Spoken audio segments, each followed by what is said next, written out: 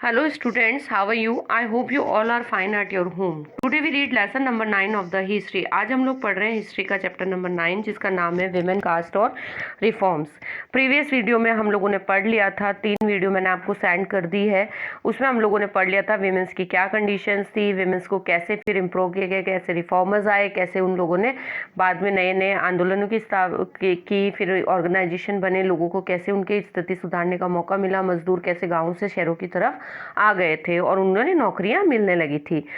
अब बात आती है भाई demands for equality and justice. सब कुछ हो गया लेकिन फिर भी इक्वलिटी नहीं थी, तो इसके लिए क्या करने लगे, लोग डिमांड करने लगे। तो डिमांड में देखिए 19th सेंचुरी में जो है जो दूसरे हिस्से के गैर ब्राह्मण जातियों के भीतर से भी लोग जातीय भेदभाव के खिलाफ आवाज़ उठाने लगे थे। क्या करने लगे थे कि उन्होंने ये कहा 19th सेंचुरी में पीपल्स जो थे विद इन द नॉन ब्राह्मण कास्ट, जो ब्राह्मण नहीं थे, वो क्या करने लगे थे, आवाज़ उठाने लगे थे। तो the Satnami movement is the central India was founded by the Ghasidas was work among the leather workers and the organised movement of the improve their social status. तो इसके लिए क्या किया कि जो सतनामी आंदोलन की शुरुआत करने वाले घासीदास जो थे उन्होंने की थी।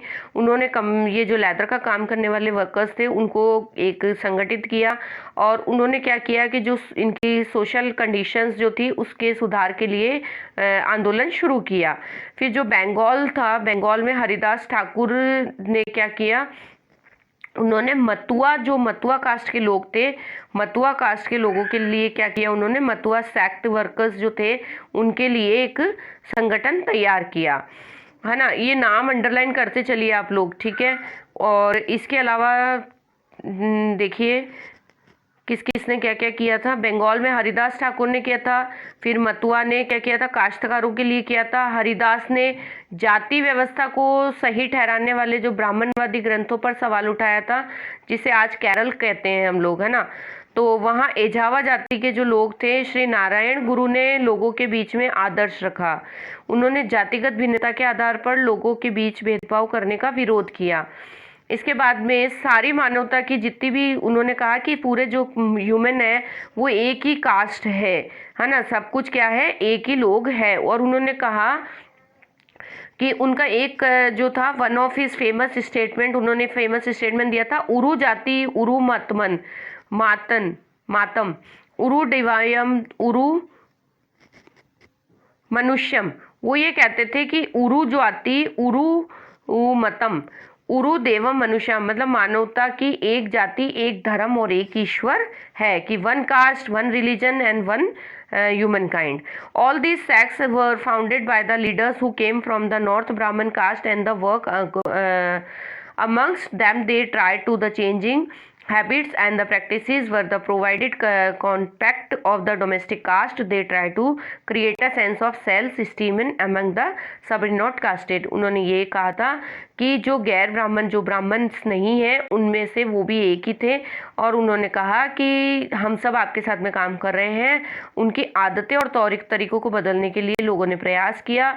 उसके अलावा जातियों का अपमान करने के लिए जो उकसाते थे, उनमें जो जातियों में उनकी स्वाभिमान की भावना को इन्होंने पैदा किया कि जो जातियां हैं वो क्या है, सब एक ही है। उसके बाद में नाम आता है गुलामगिरी का। ये जो थे इन्होंने लो कास्ट लीडर थे, ये एक तरह से निम्न जाति के नेता माने जाते थे। ज्योतिराव फुले, है ना, उनका नाम जो है सबसे फेमस आता है। उन्होंने 1827 में ज्योतिराव फुले ने इस जो मिशनरीज प्रचारक जो थे, उनके जो खोले हुए स्कूल्स थे उनमें शिक्षा ली थी, मिशनरी स्कूल में। और बड़े होने के बाद इन्होंने जो कास्ट पर समाज थे उसके अन्याय के बारे में अपने विचारों को व्यक्त किया था। इसके बाद में इन्होंने ब्राह्मण को इस दावे पर खुलकर हमला किया कि आर्य समाज होने के कारण वे औरों से श्रेष्ठ है ना। उन्होंने बोला कि आर्य है वो क्यों ने आर्य है, इसलिए वो सबसे क्या है, श्रेष्ठ है। Claim to the worse superior of the other since they were the Aryans, क्योंकि वो क्या है, आर्यंस है। Phule argue that the Aryans were foreigners who came to the outside, लेकिन वो ये भी कहते थे कि जो आर्याज हैं, जो विदेशी हैं, वे कहाँ से आए हैं? उपमहाद्वीप के बाहर से आए हैं, और उन्होंने इस मिट्टी के असली वारिस आर्यों के आने से पहले यहाँ मूल निवासियों को हराकर और उनको क्या बना दिया? गुलाम बना दिया था। तो जब आर्यों ने अपना यहाँ पर प्रभुत्व स्थापित किया तो वे पराजित जनता के बीच निम्न मतलब लोअर कास्ट वाले मानने लग गए, है ना। तो फूलों के अनुसार जो ज्योतिराव फूले थे उनके अनुसार जो है ऊंची जातियों का उनकी जमीन और सत्ता पर कोई अधिकार नहीं है। ये धरती यहाँ के देशी लोगों की है, और वो देशी लोग कौन है? जो यहाँ के जो कास्ट के लोग हैं, सो कॉल्ड लो कास्ट, वो क्या है? सारे निम्न जातियों के ही है। ये जितने भी अपर कास्ट के लोग आए ये सब बाहर से आए और इनका कुछ भी यहाँ का अस्तित्व नहीं है। फूलों ने यह भी कहा था कि आर्य जो है उनके शासन से पहले यहाँ पर बहुत क्या था? गोल्डन पीरियड था, गोल्डन एज था। हमारा देश जो था सुपीरियर था, है ना। गोल्डन एज का मतलब स्वर्ण युग था तब, है ना। जो योद्धा और किसान थे वो खेती करते थे, जमीन जोतते थे और खेती करते थे। ग्रामीण जो लोग थे वो अच्छी तरीके से रहते थे, न्याय संगत और निष्पक्ष तरीके से शासन करते थे। लेकिन उन्होंने ये भी बताया कि जो शूद्रास जो थे, जिसमें श्रमिक जातियां जो थी, लेबर कास्ट के जो लोग थे, और अति शूद्र जिनमें क्या था? अनटचेबल जो लोग थे, वे जातीय भेदभाव को खत्म करने के लिए उन्हें क्या करना पड़ेगा? एकजुट होना पड़ेगा, डिस्क्रिमिनेशन के खिलाफ एक होना पड़ेगा। The Satya Subodhak Samaj in the association Phule form proposes caste in the equality. तो फुले ने क्या किया कि जो सत्य शोधक समाज नामक एक ऑर्गेनाइजेशन थी उसकी स्थापना करी, और उसमें यहाँ पर इन्होंने इसको आगे बढ़ाया। अब इन्होंने क्या कहा कि मैं यहाँ और तुम वहाँ। फुले जो थे उन्होंने कहा कि ये मतलब जो राष्ट्रवाद जो थे ना, एंटी कॉलोनियल नेशनलिज्म के बहुत ज़्यादा खिलाफ थे। उन्होंने लिखा कि जो ब्राह्मण्स जो है वो ब्राह्मण्स ने अपने धर्म की वह तलवार छिपा ली है जिससे लोगों में सरपंता का गला काट लिया है, और अब वे देश के महान देशभक्त बनकर घूम रहे हैं।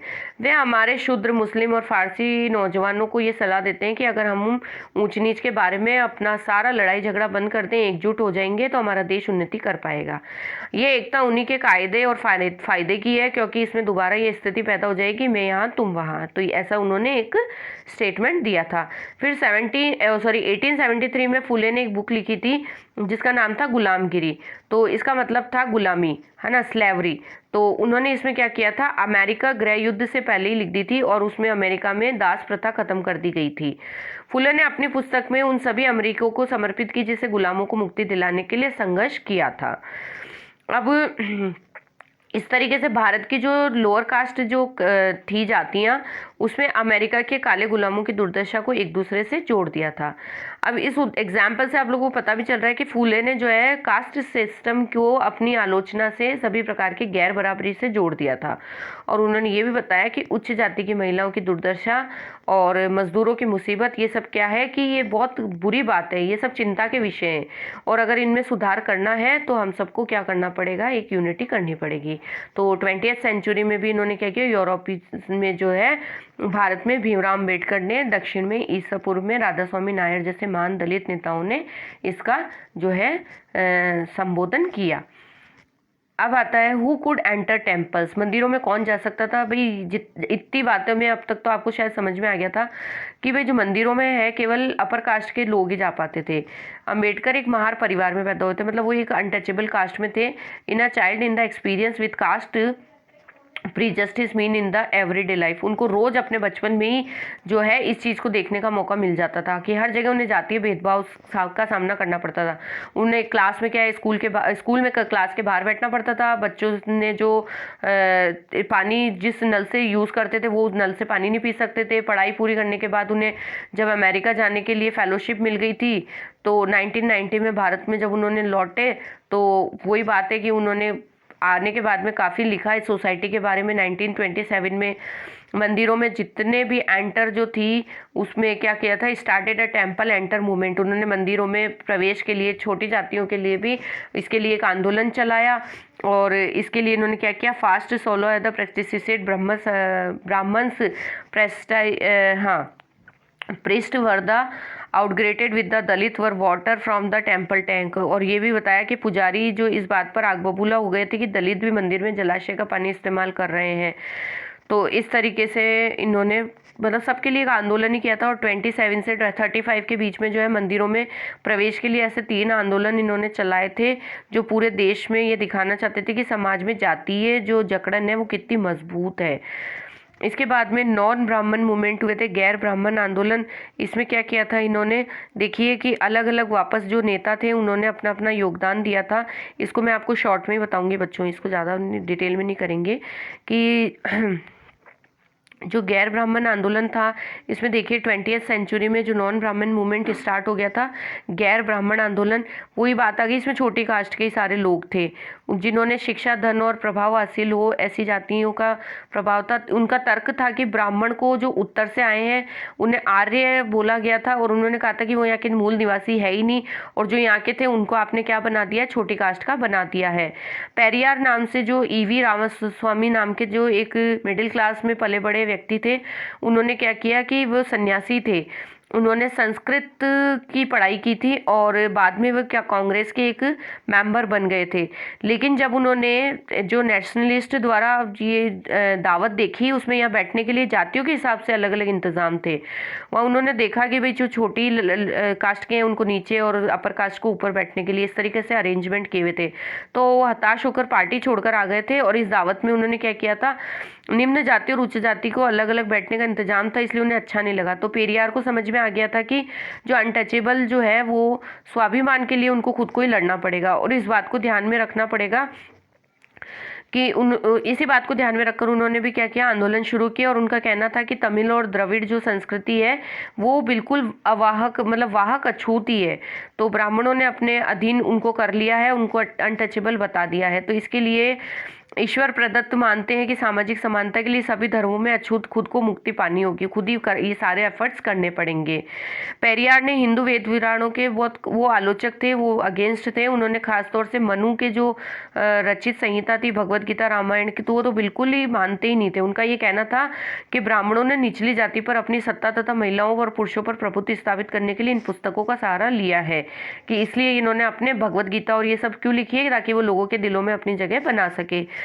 और दलित लोगों को ये दलित लोगों को सहज रास नहीं आई थी। निम्न जाति नेताओं के भाषण, विचारपूर्ण लेखन और आंदोलन से उच्च जाति राष्ट्रवादी नेता के बीच में कुछ आत्ममंथन और आलोचना की प्रक्रिया शुरू हुई थी।